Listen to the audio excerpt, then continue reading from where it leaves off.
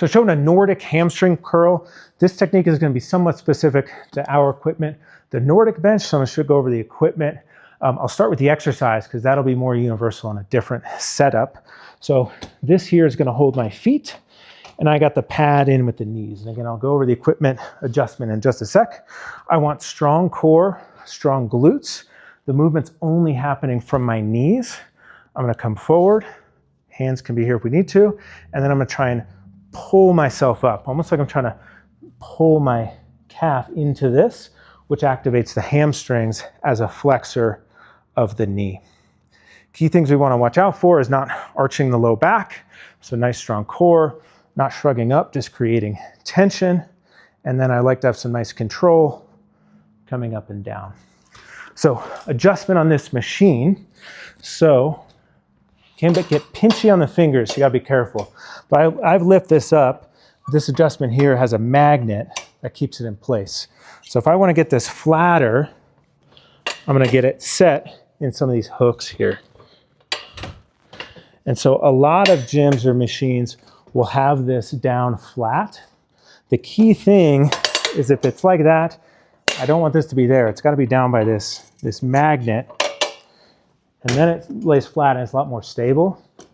If this is all the way up, kind of rests on that, and it's a little more rickety. So that's just a limitation of the machine.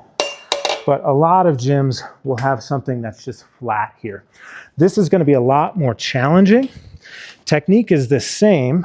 Glutes on, strong core. I'm going to come forward.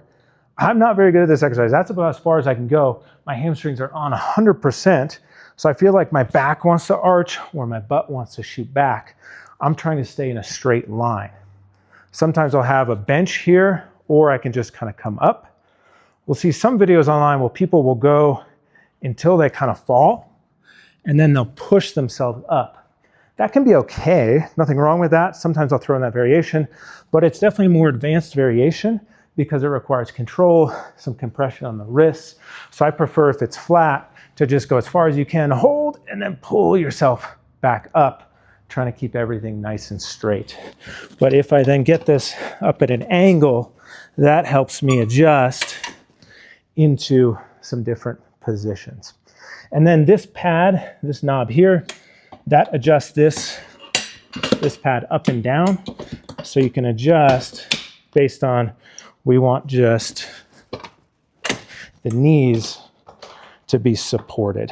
On other exercises, the fitting's more critical, but on here, as long as those knees are supported, we're good to go. We can see at this much higher angle, I can come all the way hips to pad and pull back up. As I mastered that, I could go down at lower and lower angles. So that's with this specific one. Other variations, technique is otherwise the same. You just might have to have more control if you're going on a flat surface.